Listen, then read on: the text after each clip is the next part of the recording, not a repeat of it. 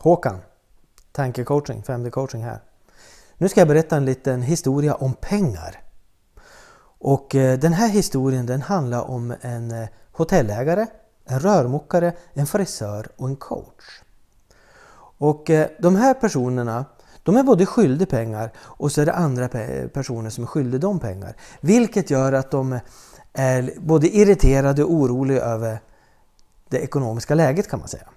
Och den här historien den börjar med att hotellägaren står i receptionen och det kom in en affärsgäst. Och den här affärsgästen han vill kolla upp några rum för han ska göra ett lite speciellt möte. Och det är helt okej, men hotellägaren har blivit lite lurad tidigare så han vill gärna att den här affärsgästen deponerar 1000 kronor under tiden han kollar upp de här rummen. Och det är helt okej tycker affärsgästen, så han lämnar 1000 kronor på disken och så får han nycklarna och så går han iväg och ska kolla upp de här rummen. Sedan så kommer rörmokaren förbi hotellet och då ser han att hotellägaren står i receptionen. Så då går han in och så säger han: kommer du ihåg att du skyllde mig 1000 kronor sen förra veckan när jag var här och hjälpte dig med avloppet? Ja just det, säger hotellägaren. Och så får rörmokaren 1000-lappen av hotellägaren som hotellägaren i sin tur har fått från affärsgästen. Och rörmokaren går ju ut och känner sig glad och nöjd att han har fått tillbaka den här 1000-lappen. Och så möter rörmokaren frisören. Och frisören klippte ju rörmokaren förra veckan. Så att nu ser ju frisören rörmokaren och rörmokaren hade ju inte betalat.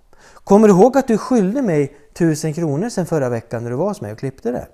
Ja just det, jag säger rörmokaren. Och så får frisören 1000-lappen utav rörmokaren som rörmokaren har fått av hotellägaren.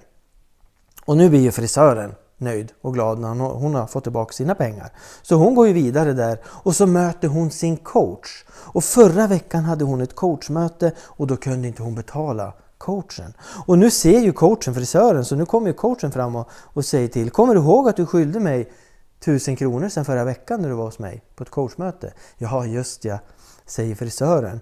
Och lämna 1000-lappen till coachen som frisören har fått av rörmokaren. Och nu blir ju coachen nöjd.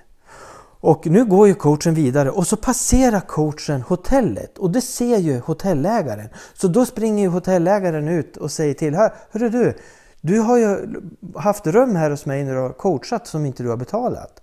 Ja just jag säger ju coachen. Och det var ju 1000 kronor det handlade om, så då betalar ju coachen hotellägaren 1000 kronor som coachen har fått från frisören. Och nu har ju hotellägaren fått tillbaka sina pengar så nu är ju han nöjd. Och efter det här så kommer ju den här affärsgästen ner igen och säger att de här rummen de passade faktiskt inte för det här speciella syftet jag skulle ha det till. Så att jag tar nog tillbaka min 1000-lapp och åker och kollar upp ett annat ställe istället.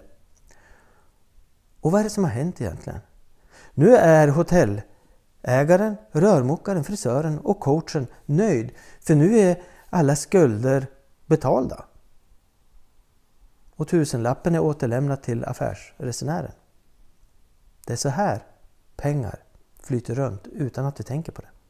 Om du inte prenumererar på kanalen, gör det för det kommer mera. Ha det bra, hej!